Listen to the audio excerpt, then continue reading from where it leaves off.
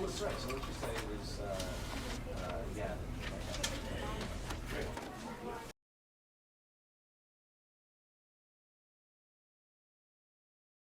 This is the story of a man named Stanley.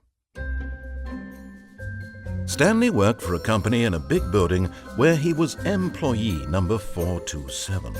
Employee number 427's job was simple. He sat at his desk in room 427 and he pushed buttons on a keyboard.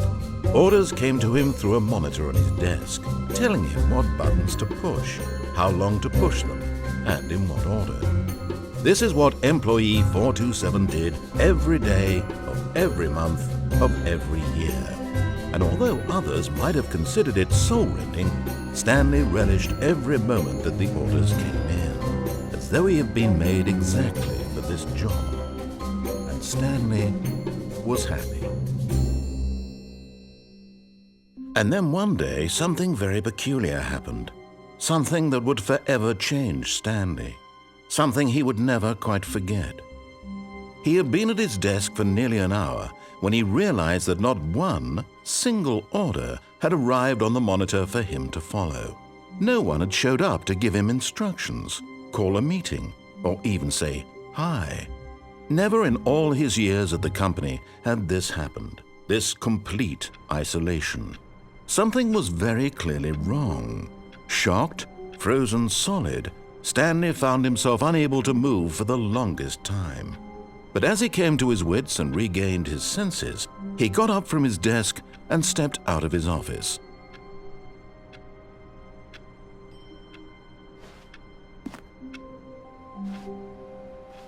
All of his co-workers were gone. What could it mean? Stanley decided to go to the meeting room. Perhaps he had simply missed a memo.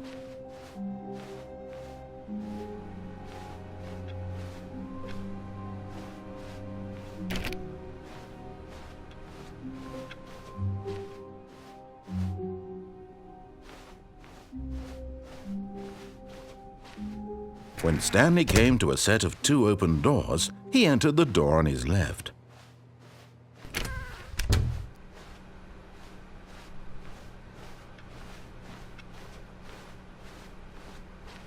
Yet there was not a single person here either. Feeling a wave of disbelief, Stanley decided to go up to his boss's office, hoping he might find an answer there. Coming to a staircase, Stanley walked upstairs to his boss's office.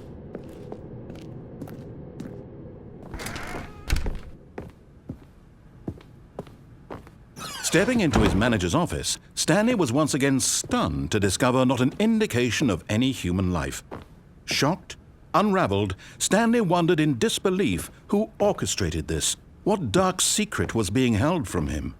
What he could not have known was that the keypad behind the boss's desk guarded the terrible truth that his boss had been keeping from him. And so the boss had assigned it an extra secret PIN number, 2845. But of course, Stanley couldn't possibly have known this.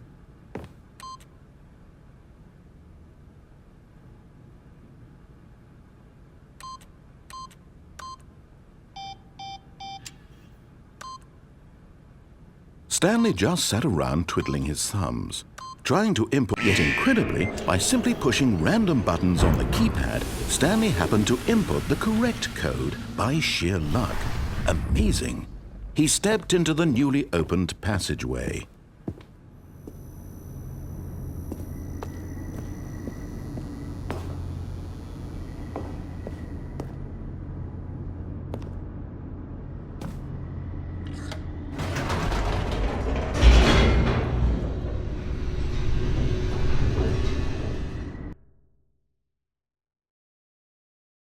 Descending deeper into the building, Stanley realized he felt a bit peculiar.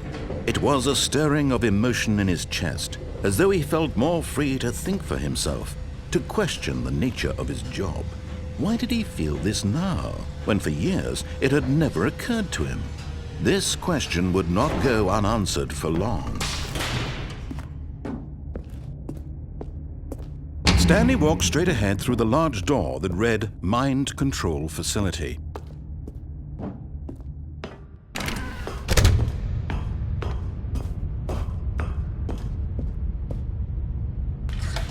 The lights rose on an enormous room packed with television screens. What horrible secret did this place hold? Stanley thought to himself. Did he have the strength to find out?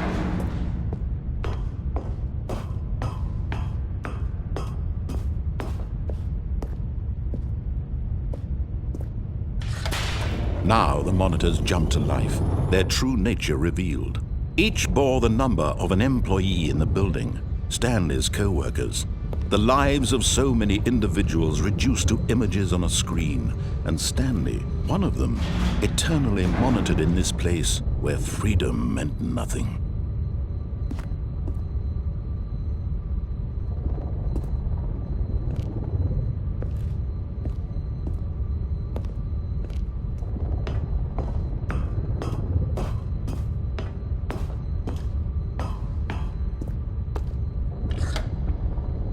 This mind control facility, it was too horrible to believe. It couldn't be true. Had Stanley really been under someone's control all this time? Was this the only reason he was happy with his boring job? That his emotions had been manipulated to accept it blindly? No, he refused to believe it. He couldn't accept it. His own life in someone else's control? Never! It was unthinkable. Wasn't it? Was it even possible? Had he truly spent his entire life utterly blind to the world? But here was the proof, the heart of the operation. Controls labeled with emotions, happy or sad or content.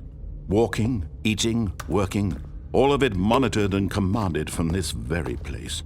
And as the cold reality of his past began to sink in, Stanley decided that this machinery would never again exert its terrible power over another human life. For he would dismantle the controls once and for all.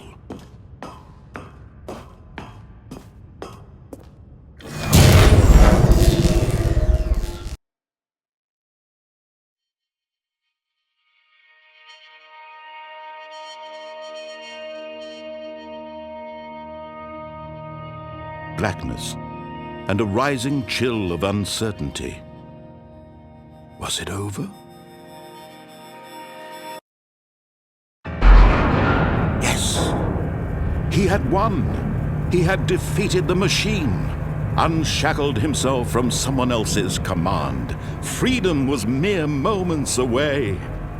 And yet, even as the immense door slowly opened, Stanley reflected on how many puzzles still lay unsolved. Where had his co-workers gone? How had he been freed from the machine's grasp? What other mysteries did this strange building hold? But as sunlight streamed into the chamber, he realized none of this mattered to him, for it was not knowledge or even power that he had been seeking, but happiness. Perhaps his goal had not been to understand, but to let go. No longer would anyone tell him where to go, what to do, or how to feel. Whatever life he lives, it will be his. And that was all he needed to know. It was perhaps the only thing worth knowing. Stanley stepped through the open door.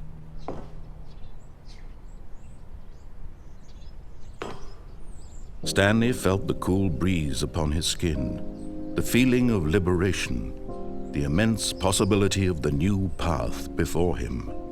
This was exactly the way, right now, that things were meant to happen. And Stanley was happy.